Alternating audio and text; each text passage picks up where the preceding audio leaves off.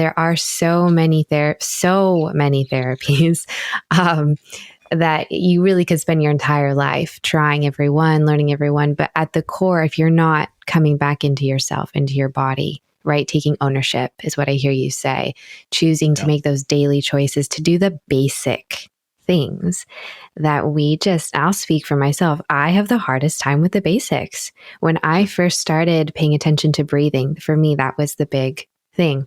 Came out of a big, rock bottom for me. Learned that I could not work in an open space, high-paced downtown marketing agency. That wasn't for my little tender spirit. It was quite overwhelming on many fronts. And I ended up, not knowing, but just surrendered and ended up taking a full year just resting and really getting into my breath, which I 100% was what you said. I shallow breathed. I didn't know how to bring it all the way down to my belly. And that simple act, and then I started layering on things like journaling and self-reflection and even just long walks. I used to be I used to teach exercise classes, and I grew up with a mom who was a PE instructor, and I did all the sports and all the physical drive your body into the ground kind of activities. And it was literally pulling back. It was saying, all I'm going to do is go on a walk. That is it. And I have to be able to take a deep breath the entire time I'm walking.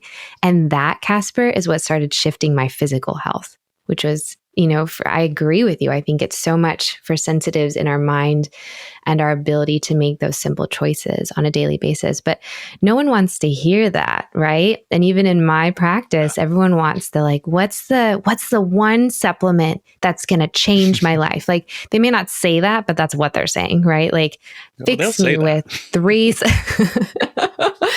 fix me with 3 supplements.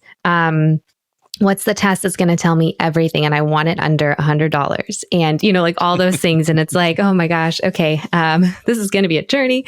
But, just saying, hey, I want you to start with just having more space in your calendar, things like that. But those are the hard ones, right? Because that's really gets into what you were talking about, of those patterns in our mind of what we've been told is valuable, how we are received, how we're known and loved and accepted by those around us. Because that's the ultimate, right? That's what we want, is to be received and accepted. And so if we're living a life where we feel like we can't do those things because we need to take care of the kids, or we need to put someone else first, or we're empathic and we can't stop thinking about Ukraine and, things like that, where there's no boundaries at all. We're just spread out. We're not even a solid being anymore. We're not even in our body anymore, right? There's such a disconnect that those therapies, all those beautiful therapies, aren't going to work. They really aren't. They may help a little, but they're not going to be able to have their full therapeutic benefit, right? So that's what I'm hearing you say is, hey, you got to get the basics first and then go and explore. And don't tell me there's not therapies for you, because they're there.